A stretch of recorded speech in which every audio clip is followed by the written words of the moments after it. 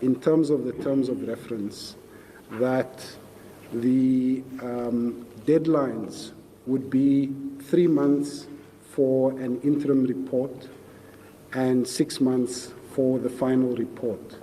Now, needless to say, there has been a delay, and that has practical implications. So realistically, there will have to be some adjustment.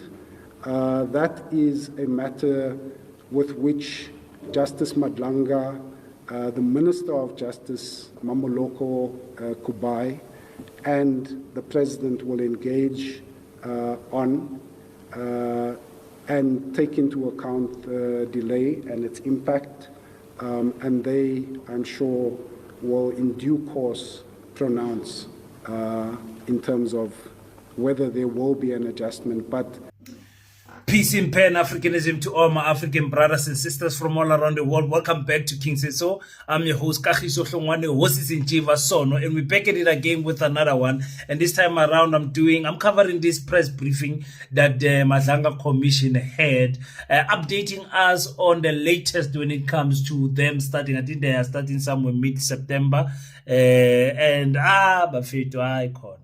Okay, let me thank each and every one of you who have donated the 50 Rand to the Pan-African School of Economics, Technology and Agriculture. We really appreciate the support that you guys are giving us. Thank you so much for entrusting us with the vision of building the Pan-African School here in the Northern Cape in South Africa. We really appreciate every one of you who have supported us from the beginning.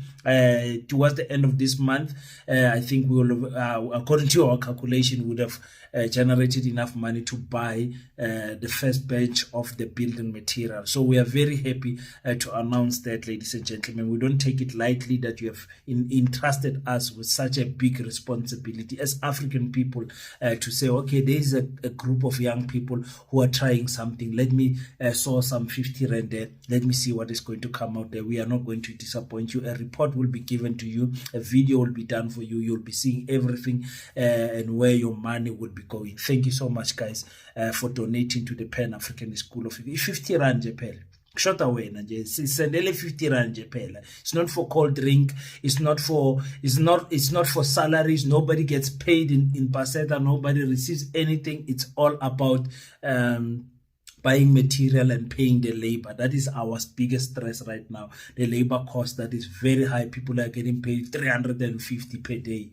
It's crazy. The builders that is, and so we have to cover all that money for those people. Thank you so much, guys. Okay, as you heard, ladies and gentlemen, 3 months in the next 3 months there will be an interim report. September, October, November, somewhere around December or early January there will be an interim report, and hopefully the full report will be given in month number 6. And as you heard, they are not sure. This Madlanga Commission is just a joke. No, we're just playing games there. Madlanga Commission. The games. Next.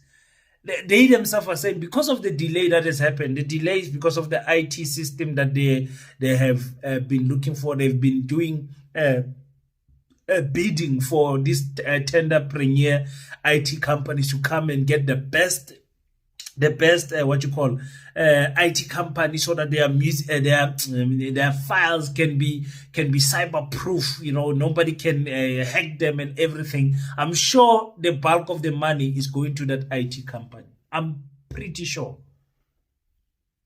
So they can't even say, listen, in 6 months will be done. We are confident that will be done. Sorry, South Africans, we have wasted your time, but we had to do these things. But when it comes to the deadline, we are going to come right. Excuse me, guys. Excuse me. Oh, yeah, one. So another thing that many people have been, excuse me, guys. A lot of people have been talking about is the findings of the Madlanga Commission. Are they going to be binding? Are they going to be binding to the courts, to the president, or to anyone who will be cross-examined in the Madlanga Commission? That is a question that is very important. And they answered that question. And the way they answered it, the last question was, are our findings binding? And there the law is clear, our findings are not binding. All that we can do is make a recommendation to the President. Our recommendation doesn't bind the President, it doesn't bind the people in respect of whom we make those recommendations or make those findings. So essentially the function of this body is to conduct a public hearing for the purposes of making recommendations to the President. We can't make we don't make findings that are binding. The President, we hope, will act on recommendations that are made, but our recommendations are not binding on the President or indeed on anybody else. I don't understand. If the findings of the Madlanga Commission, somebody educate me, if the findings are not binding, why is this whole cross-examining process not happening in court? Why is this not happening in court? So that the findings can be binding. Well, maybe I'm missing something. Why is these allegations of Mkhwanazi not taken, compiled, take a lawyer, go to court and say, I accuse King of 1, 2, 3, and the court says, bring the evidence, cross-examine you, your lawyers fight each other, and there's the judgment that is being made, and that judgment is binding, people go to prison. What is the need then of the commission? It's not binding, not to anyone, not just the president. The president has to pick and choose what he does with the findings, but it's not binding to him.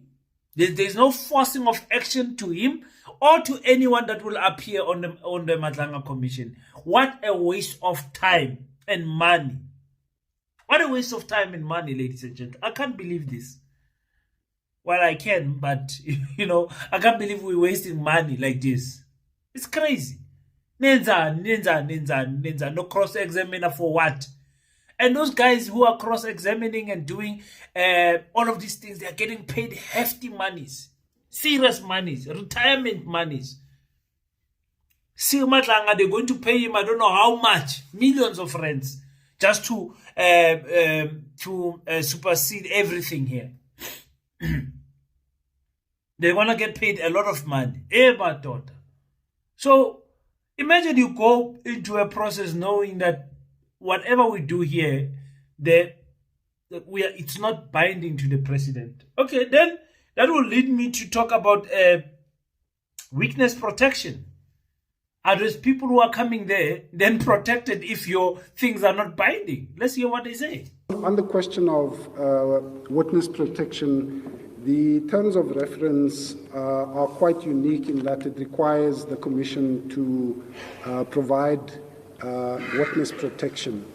And so to that extent, we have taken lessons from the State Capture Commission of Inquiry, the Zondo Commission as it is commonly known.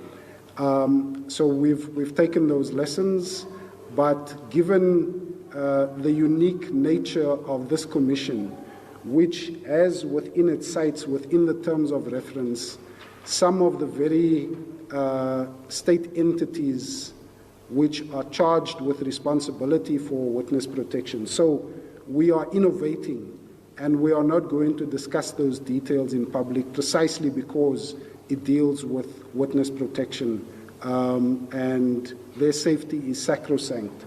So unfortunately, we are not able to get into that detail, but we hope that gives you, members of the media, and the public a sense of our approach to dealing with this very sensitive matter, security-related matter. Listen, they are speaking about some other things. I was watching the entire thing. I watched the whole press briefing.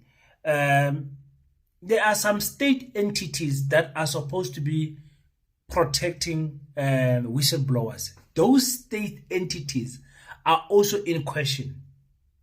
They are not trusted. Tolerate or tolerate.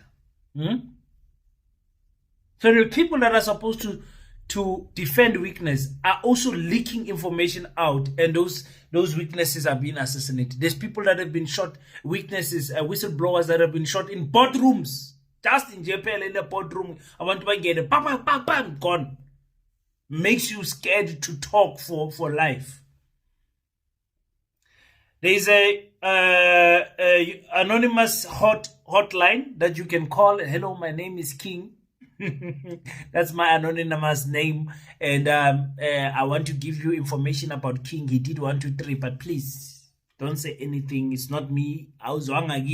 You guys, if you go under his bed and check there, you'll find something there. But go and investigate. And some will be on camera, some will be off camera. You know, so the physical protection, there will be a physical protection team, high class private securities that will be protecting some of the weaknesses. I don't know what will those weaknesses be saying. Ziakala. And I saw the journalists are asking the question about, is Mkhwanazi safe, his security? Hey, there's more. It's not just Mkhwanazi alone. There's other regular people. Bona. Mkhwanazi's got a gun. He's got a team that moves around with him everywhere he goes. What about the other people? I mean, I would never, Shem. I will never go and risk my life and become like people must see me on TV, me as King says so, saying things that are going to potentially take money from politicians, that are going to expose assassinators, that are going to, and where I'm exposing this information, the people that I'm speaking about, there is no binding, the recommendations are not binding.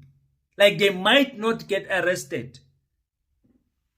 Imagine you give your whole information to such people and they say, no, our findings are not binding. So senzani la. Senzani. So I must risk my life. So don't be shocked if all the weaknesses then say, no, I want to be anonymous. I want to be anonymous. No, don't say my name. And the only people we get to see is Bo Matla and Sumatala. Masimula, Abu Sibia, Abu Mkhwanazi, the normal people that we know. And those ones will be asked softer questions just about the documents, the administrative of moving around the documents, the disbanding of the task team and all of those things. That maybe those normal questions that we have answers to as South Africans. So my question is, have they spoken to the ad hoc committee? Ad hoc committee. Oh, guys, listen to this. Thanks. Pule's question is whether the ad hoc committee has responded. Yes, we did say that we've been in communication with the ad hoc committee, and I think the ad hoc committee's the ad hoc committee had also communicated publicly during its meeting on Friday to that effect. So obviously we can't speak on behalf of the ad hoc committee. Suffice to say that we have been in contact with them, and we certainly can't speak on their behalf. Listen. If you hear what that man was saying, he was huff and puffing. He was saying a lot of we did communicate. What did you communicate with the ad hoc committee? What did you guys say? That's the question. There's no communication between you and the ad hoc committee. You guys are not working together. I can see it now. I can see it. The ad hoc committee confused. Shadrach Sibia said, no, listen, I am called at the ad hoc committee. I'll be there, I think on the something September. They've called me. I will be appearing there. MK political party and the DA and other political parties come out and say, hey, China, we don't know about this guy being part of the people that we're going to cross-examine. They say, we don't know. I told you guys that the ad hoc committee themselves are not ready. They can't do basic communication. Leon Matthys came out and said, you guys, you can't even do basic communication. From the beginning of the formation of the ad hoc committee, they can't even do basic communication. So my question to the commission, the Matlanga Commission, is that, you know how Abu Mkhwanazi said, Mkhwanazi, when he gave that first press briefing, he said out of the 121 dockets, there were 5 dockets that were arrest ready, meaning there were warrants, the warrants of arrest were issued already. And you ask yourself, how is it that there is 5 dockets, that issues, there was warrants of arrest? Did those warrants of arrest happen the same time, or 2 weeks apart, 3 weeks apart, 1 month apart? Why is it that they never arrested? Because there's issues of warrant arrest. They were arrest ready, these 5 dockets. It's something that I wish that they can ask Mkhwanazi in Tonyo.